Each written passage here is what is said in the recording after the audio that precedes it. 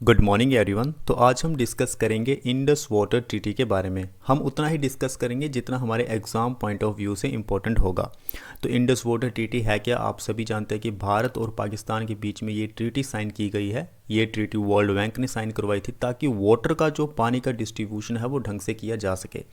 Indus water treaty की journey हम शुरू करते हैं इस लेक्चर में। उससे पहले आप सभी के लिए एक छोटा सा क्वेश्चन है, इंपॉर्टेंट क्वेश्चन है, आपको एग्ज़ाम में आ भी सकता है क्योंकि ये क्वेश्चन न्यूज़ में रहा है और मुझे उम्मीद है कि आपको इसका आंसर ज़रूर आएगा और कमेंट सेक्शन में आप ज़रूर बताएंगे।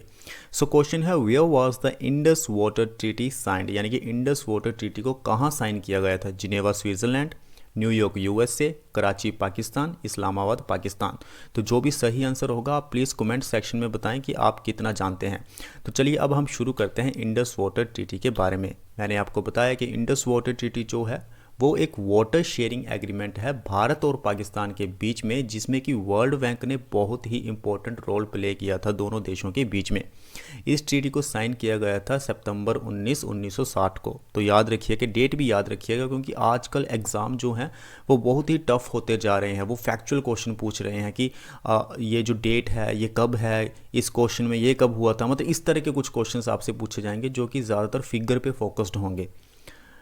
तो अब हम बात करते हैं रिवर सिस्टम की। आप सभी जानते हैं कि इंडस रिवर है। वैसे तो अगर आप सनातनी है या हिंदुइज्म में बिलीव करते हैं तो आप 7 नदियों में विश्वास करते होंगे, दैट इज़ ए सप्त सिंधु, जिसमें कि सरस्वती का भी नाम बीच में आता है। लेकिन इसमें सरस्वती का नाम नहीं है क्योंकि हम मानते हैं कि सरस्वती नदी थी, लेकिन कुछ लोग मानते हैं कि सरस्वती नदी नहीं थी। तो जो हमारे पास इन्फॉर्मेशन है हम उसको डिस्कस करेंगे। तो इस रिवर सिस्टम में सरस्वती रिवर नहीं है, बाकी जो 6 रिवर्स हैं वो हैं। तो इंडस रिवर है, झेलम है, चेनाब है, रावी है, व्यास है और सतलुज रिवर सिस्टम है। ये पूरा बन जाता है आपका इंडस रिवर सिस्टम।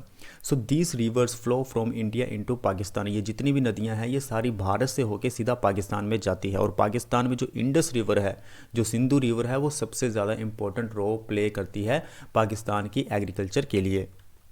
उसके बाद हम बात करते हैं डिस्ट्रीब्यूशन ऑफ वाटर्स की। The treaty divides the waters of these rivers between India and Pakistan. तो देखिए पाकिस्तान के पास कौन सी नदियां गई हैं और भारत के पास कौन सी नदियां गई हैं।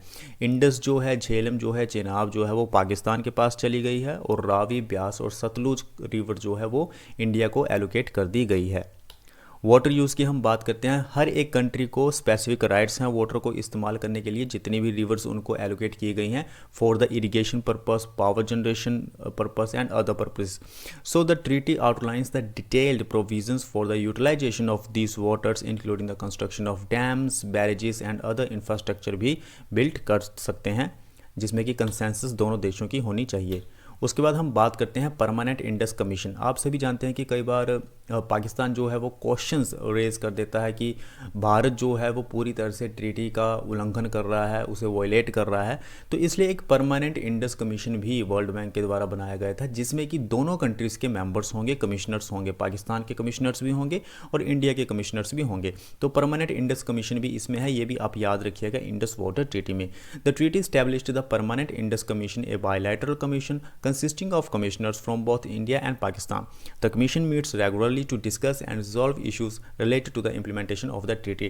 ट्रीटी जो है उसका सही से इम्प्लीमेंटेशन करने के लिए टाइम से मिलते रहते हैं ये जितना भी हमें जो हमारे कमिश्नर्स होते हैं इस कमीशन में।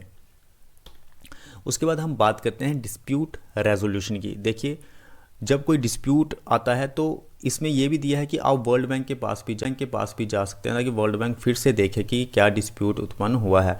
The treaty includes the mechanism for dispute resolution in case issues arise regarding it's interpretation और इम्प्लीमेंटेशन। तो इसमें वर्ल्ड बैंक का रोल होगा। उसके बाद हम बात करते हैं लॉन्ग टर्म एग्रीमेंट की। देखिए 1960 को ये साइन हुआ था, तो लगभग 80 साल हो चुके हैं और अभी भी यानी कि बीच बीच में डिस्प्यूट आते रहते हैं, लेकिन दोनों देशों की तरफ से, भारत की तरफ से इंडस वाटर ट्रीटी का जो भी है उसे ठीक से इम्प्लीमेंटेशन किया जा रहा है।